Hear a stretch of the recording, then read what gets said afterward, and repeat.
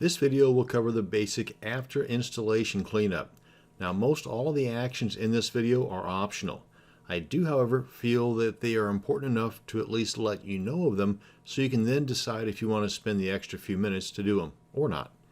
The first thing that I do is to log into my cPanel control panel and then go over to the File Manager and access the root directory of my WordPress installation. So if you had installed WordPress on, say, a subdirectory like blog or members, then you would want to navigate to where you see these files here. But in my demonstration, it's in the root directory. So first thing is, depending upon the installation method you used, if you still have the wp-config-sample.php file, go ahead and select that.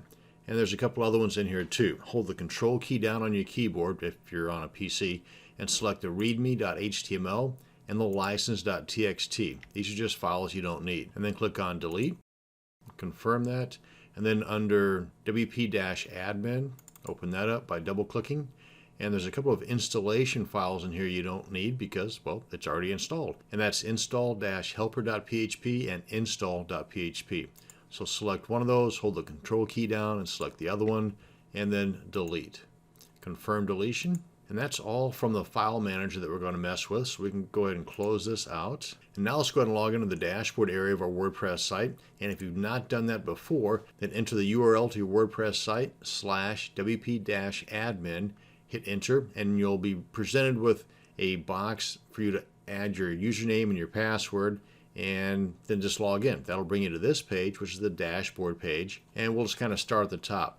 Now, the first item I'm going to suggest getting rid of is the sample post and the sample comment that's attached to that post.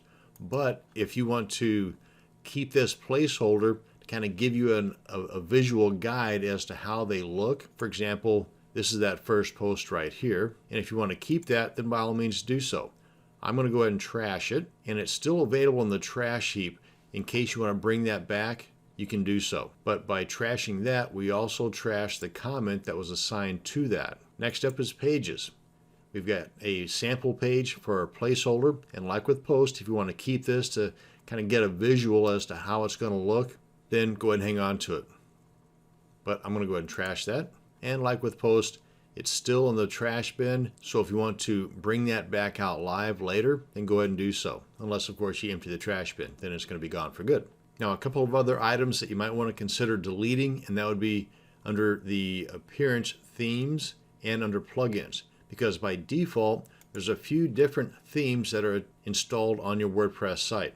Depending upon the version that you've installed, it could be 2014, 2015, 2016, or even 2013 down here. You really only need one theme installed at a time. I know people that have 10 or 11 different themes installed, but you're only using one at a time. So in most cases, there's no reason to keep multiple themes installed.